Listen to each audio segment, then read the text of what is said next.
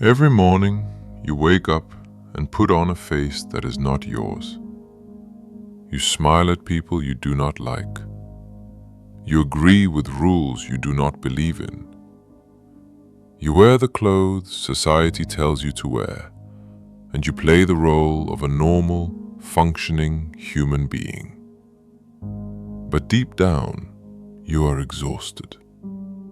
Because pretending to be normal is the hardest job in the world. Today we are looking at Daredevil. But we are not going to talk about heroes and villains. We are going to look at the psychological terror of a fractured mind. We are going to talk about what happens when the mask you wear becomes your true face, and the person you used to be completely dies. Hit subscribe, and let's start. There is a massive lie at the center of the superhero genre. We are told that the human being is the reality, and the hero is the disguise. We look at Matt Murdock, the polite, blind lawyer in the nice suit, and we think that is the real man. We think the devil of Hell's Kitchen is just a tool he uses to clean up the city. But psychology tells us a much darker story. In cases of extreme trauma, the human mind cannot handle the pain of staying whole. It breaks into fragments, and sometimes the darkest, most violent fragment completely takes over. Matt Murdock died a long time ago. He died when he was a child, blinded by chemicals and left with a broken father. The man in the suit, the lawyer who believes in the justice system, is a ghost. He is a perfectly crafted fake identity designed to fool society. The polite smile, the legal arguments, the civilized conversations, that is the real costume. The only time he is truly honest, the only time he is actually himself, is when he is covered in blood in a dark alley at 3 in the morning. The devil is not the disguise. The devil is the only truth left inside his mind.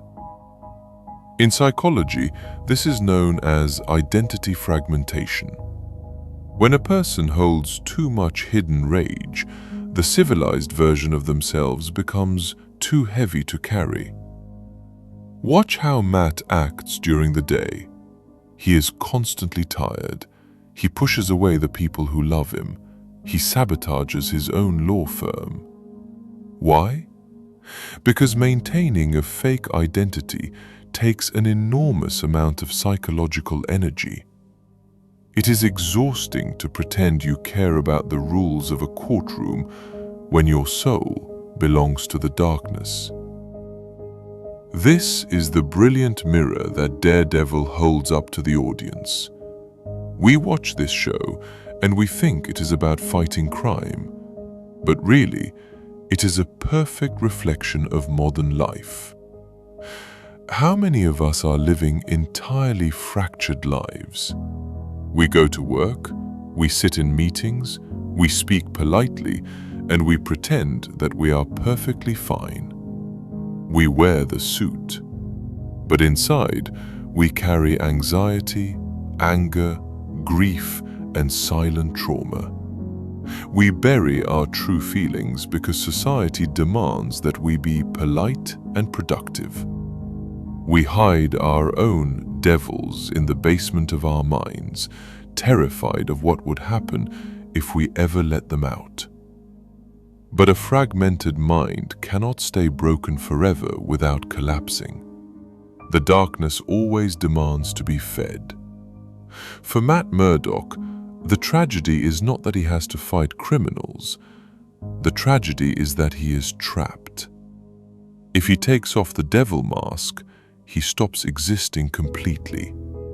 He needs the violence to feel alive, because the normal world feels like an absolute lie. Daredevil asks us to look in the mirror and ask a terrifying question. Who are you when nobody is watching? Are you the polite person in the daylight, or are you the shadows you hide in the dark?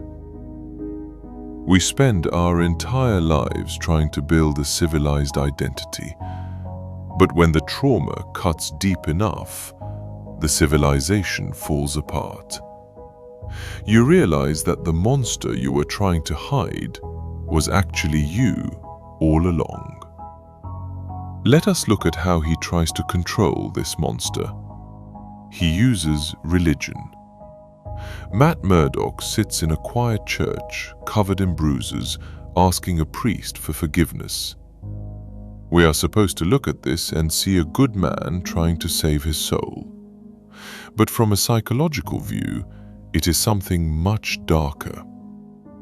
In the mind of a fragmented person, you need a system to justify your own darkness. Matt does not go to confession to stop being the devil. He goes to confession to reset the clock. He uses the church as a psychological permission slip. He confesses his violence just so he can go out the next night and do it all over again. The religion is just another piece of the mask. It is a way to convince the lawyer side of his brain that he is still a good person. But the darkness always isolates you. Look at his relationships. Look at his best friends, Foggy and Karen. The show tells us that Matt lies to them to protect them from the criminal underworld. But the psychological truth is much more selfish. He does not lie to protect his friends.